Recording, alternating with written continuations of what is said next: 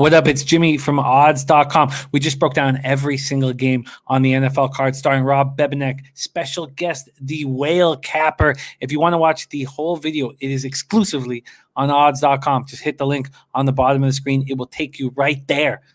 Arizona Cardinals on the road at the Seattle Seahawks, a little NFC West battle. This total opened up very high, 58.5. It's gone down a point to 57.5. Seattle opens up at -3 juiced. It is still juiced, at least -118. You're not going to find less than -118. And the leading indicator books have moved it to 3.5 in Seattle on Thursday evening, 45 Fahrenheit, partly cloudy, 12 miles per hour. Cardinals 6-3. 3-1 on the road at the Seahawks, 6-3, 4-0 at home. Cardinals coming off an incredible 32-30 win on a last-second Hail Mary to defeat the Bills at home. Kyler Murray was 22 of 32, 245 yards, 1 touchdown, 1 interception. He also ran 11 times for 61 yards. Murray has run for at least 1 touchdown in 5 consecutive games to tie franchise record. He's the first quarterback. He's the first to tie a Cardinals franchise record, but he's the first quarterback in the NFL to do that since Green Bay's Tobin Rote in 1956. DeAndre Hopkins caught the Hail Mary in unbelievable fashion. 3 defenders around him. He ended up with 7 catches for 127 yards and, of course, the game-winning TD. Kenyon Drake was back. He looked very good. 16 rushes for 100 yards. Still dealing with an ankle injury. He is expected to be limited all week in practice. He's listed as questionable. Chase Edmonds stepped up, helped. He ran 8 times for 56 yards. Tight end Darrell Daniels left in the second quarter. He's listed as questionable with an ankle injury. Defensive lineman Corey Peters was carted off the field in the second quarter with a knee injury. He's also listed as questionable, but after watching it go down and being carted off, you'd have to think it's unlikely. Linebacker Devondre Campbell left in the third quarter with a calf injury. He's listed as questionable. The reason why, and we'll get into the Seahawks after. I would like to hear you talk about the Cardinals. But the reason why I think people are pretty bullish on the Seahawks right now, and I'm not one of them, but is this secondary is so beaten up for the Cardinals. Charles Washington and Jalen Thompson are questionable, but more importantly, Budda Baker been dealing with a groin injury. He'll be limited all week in practice. He's also listed as questionable. You have cornerback Dre Kirkpatrick dealing with a sore hamstring as well. Limited in practice all week, listed as questionable. Linebacker Hassan Reddick, tight end Max Williams, defensive end Jordan Phillips, and offensive tackle Justin Murray are also on the injury report listed as questionable. What do you think about these Cardinals coming into the Thursday nighter, Bebsie? All right, well, you said it yourself. The secondary is extremely banged up, and the injury that I'm most focused on has to be the Budda Baker injury. If he can't play, man, that is going to be tough. However, on the other side of the ball, they can put up points against good defenses. So facing Seattle is not scary, not on a short week, not going into Seattle. Seattle doesn't have the 12 this year, so the home field advantage doesn't matter for them. This is an incredibly tough spot for Seattle just because of the way the Cards are surging right now. I mean, one of the most difficult things to do in football is to beat the same team twice in one season. And really, the Seahawks were dominating that last outing and then just fell apart second half and then slowly but surely threw that game away. So I don't know. I like the Cardinals in this spot still. This is a Cardinals team that's surging right now. They're doing better. They're playing for each other. They're pumped up. Remember when Bill O'Brien traded DeAndre Hopkins for David Johnson and a second? Man, that looks like a good trade right now. So I got to be high on the Cards this week. Yeah, and Dennis brings up a good point. Do we trust Arizona after that huge high on Saturday and already beating Seattle? And those are the most important points here. Let's talk about – say what, Bebsie? Well, absolutely. I agree with Dennis. I mean, already beating Seattle super hard, and yeah, that is a huge emotional last-minute win. I would almost be enticed to take Seattle in the first half and Arizona full game. Christian Larson says also their first road game in 3 weeks. Seahawks coming off their second straight loss and third in 4 games, 23-16 at the Rams. Seattle is 1-3 against winning teams. If you can shut down DK Metcalf with a good corner, what do the Seahawks do? What can they do? And we're talking about a team with options to shut down DK Metcalf, starting with Patrick Peterson. DK Metcalf was held to 2 catches for 28 yards on 4 targets. Jalen Ramsey was all over him. Russell Wilson had his worst game of the year, going 22 of 37 for 248 yards, 0 touchdowns, 2 interceptions. For the first time all year, he did not throw a single touchdown pass. He'd thrown at least 2 in every other game. He also had a fumble. Now has 10 turnovers in his past 4 games. It's the first time since Wilson's rookie season that he's throwing multiple picks in consecutive games. They could get very little out of their running game. Wilson ran 8 times for 60 yards, but Alex Collins led the backs with 11 carries for 43 yards. The defense allowed a season low in points. It also allowed the Rams to score on 4 of their first 6 drives, each 70 yards or longer.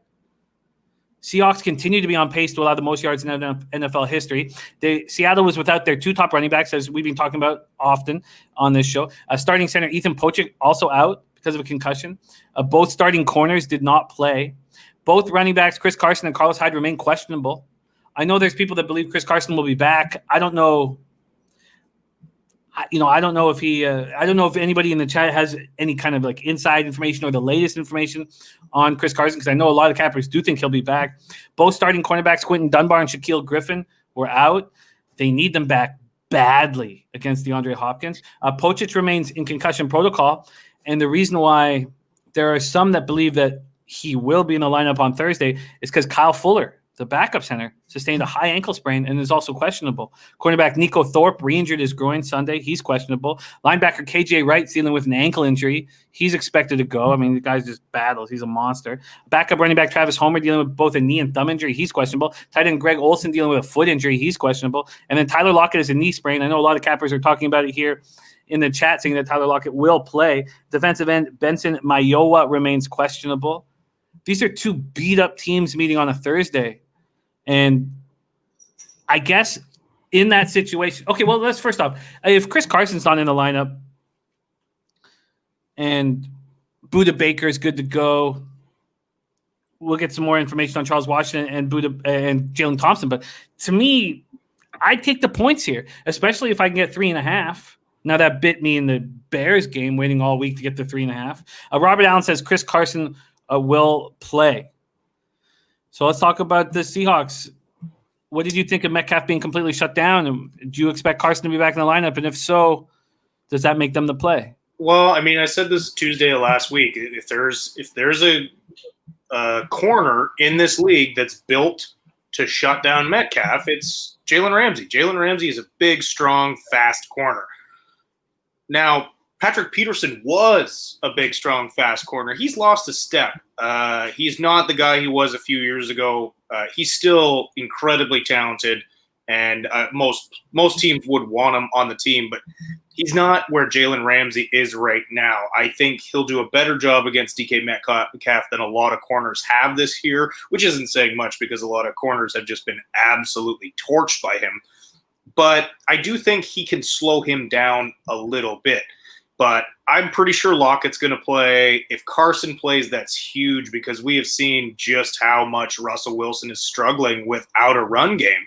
So a lot of this comes down to injuries. Like who is coming on the field for what team? If Baker is playing, that's huge. If Carson is playing, that's huge. My assumption in this game is that the Seahawks come out firing and then fall apart in the second half. Again, it's their defense is so suspect. They have been all year. It just seems like everyone's catching up and realizing it now. But, I mean, also everything suggests that this should go over because of the fact that, both of these teams can put up a ton of points and Seattle's defense is atrocious. However, Thursday night, ton of injuries. I wouldn't be so confident taking the over in this one.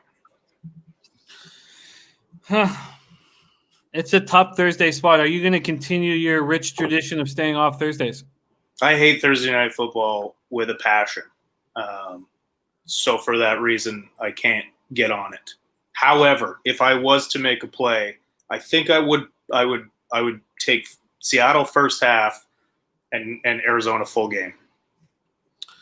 I don't want to back Arizona after that unbelievable comeback against the Bills. But I want nothing to do with the Seahawks. Especially I mean, how can you?